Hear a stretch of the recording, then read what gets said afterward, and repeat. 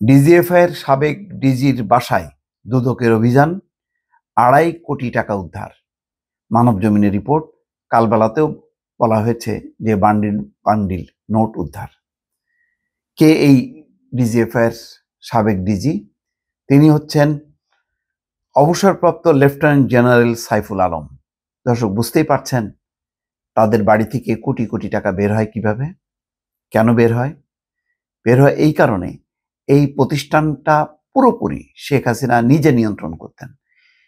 এই প্রতিষ্ঠানকে দিয়ে শেখ হাসিনা মিডিয়া নিয়ন্ত্রণ করতেন, শেখ হাসিনা এই প্রতিষ্ঠানকে দিয়ে রাজনীতি নিয়ন্ত্রণ করতেন, যার কারণে সামরিক বাহিনীর এই কিছু উচ্চাভিলাষী যারা শেখ হাসিনার শাসন ক্ষমতার সাথে ওতপ্রোতভাবে জড়িত ছিলেন এবং সেখান থেকে নানা রকম অনৈতিক আর্থিক সুবিধা নিয়েছেন এই ডিজিএফআইয়ের কর্মকর্তারা। তাদের প্রধান হচ্ছেন একজন এই DG lieutenant general Saiful Alam. আরো কয়েকজন আছেন, আমি নামটা বললাম না। আকবর সাহেবের কথা তো জানেনই, অবসরপ্রাপ্ত হওয়ার পরেও তাকে নাকি এই আকবর হোসেনকে ব্যবহার করার চেষ্টা করা হয়েছে। সেই কাহিনীগুলো নিশ্চয়ই বের হবে, কিন্তু আরো অনেক কাহিনী আসলে চাপা পড়েছে।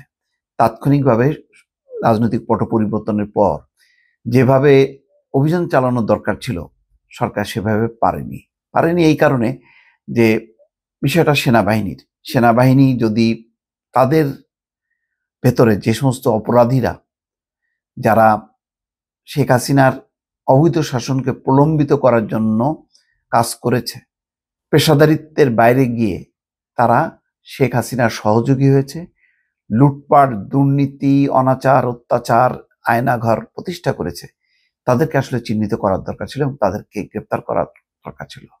সেনাবাহিনীর দরকার ছিল একটা তদন্ত কমিটি করে এইসব যারা অপরাধী তাদেরকে শনাক্ত করা, চিহ্নিত করা এবং গ্রেপ্তার করে পুলিশের কাছে হস্তান্তর করা এবং সিভিল প্রশাসনকে বলা যে এই হচ্ছে তাদের রিপোর্ট, তোমরা তদন্ত করো এবং ব্যবস্থা নাও।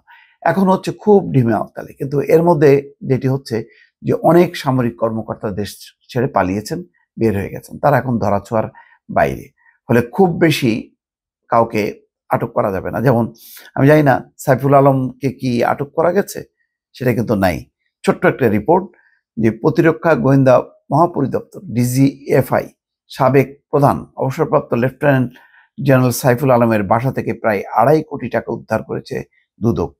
গত বৃহস্পতিবার রাতে তার ক্যান্টনমেন্ট এলাকায় বাসায় অভিযান চালিয়ে এই টাকা উদ্ধার করা হয়। রোববার রাজধানীর সেগুনবাগিচায় দুদকের প্রধান কার্যালয় সংস্থাটির মহাপরিচালক আক্তার হোসেন এই তথ্য জানান। সাংবাদিকদের আক্তার হোসেন বলেন, ডিজিএফআইয়ের সাবেক প্রধান সাইফুল আলমের বিরুদ্ধে দুদকের একটি অনুসন্ধান চলছে। গোপন সংবাদের ভিত্তিতে গত বৃহস্পতিবার রাতে তার বাসায় অভিযান চালানো হয়। অভিযানে তার বাসা থেকে যে টাকা উদ্ধার করা হয়েছে তা আদালতে পাঠানো হবে।